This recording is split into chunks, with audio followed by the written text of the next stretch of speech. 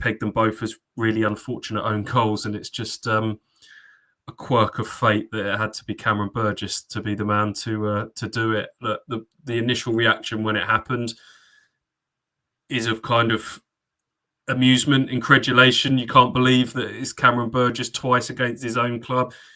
You can find it amusing, but also have sort of real sympathy for Cameron Burgess as well. It's a shame, really, that it had to be him in front of the away end as well, who then obviously sort of chanted his name slightly ironically afterwards. I thought Cameron was slightly harsh on himself with his statement that he put out on social media. He's not a big one for social media, Cameron Burgess, but he talked about hearing the criticism of the Swansea fans and vowing to put things right. I think that's sort of indicative of the mood around them as a club at the moment. But we wondered whether he would have a part to play, whether it would be a big subplot in this game. But I don't think any of us predicted it being a 2 own goal subplot.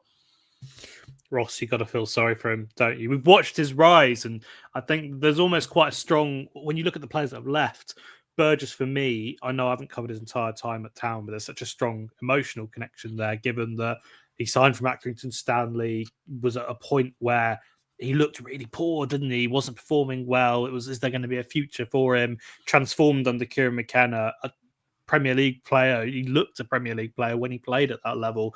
He helped and played such a big part in Town getting from League One to that point. So there is that kind of connection there. He's not just a former player. He is someone who's delivered a lot for this club. And for him to have that moment, it just felt so unfortunate. Yeah, it did. And I think I remember saying in my game day intro about, got a familiar face playing Town. I went, I hope he doesn't do anything in the game. I hope he doesn't score like a late winner for Swansea. I wasn't expecting him scoring 2 own goals in a game.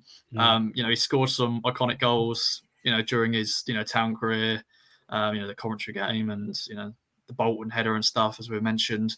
But yeah, 2 own goals.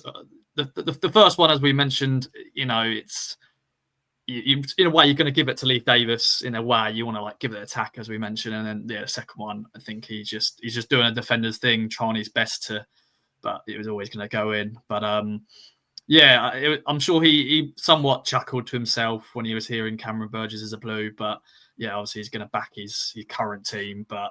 It's just, I don't think this has ever happened where his first ever game back against his former club as well, scoring 2 own goals. I don't know if that's happened, but I'm sure he'll want to go away from this as quick as possible. I'm sure actually going into this break is not ideal for him because he's just scored 2 own goals. But it's incredible, and it's a story that you couldn't write before the game. You just didn't think it would happen, but it did happen. I'm gonna say, Ross, that I don't think there was much chuckling going on in Cameron Burgess's mind while that was all unfolding.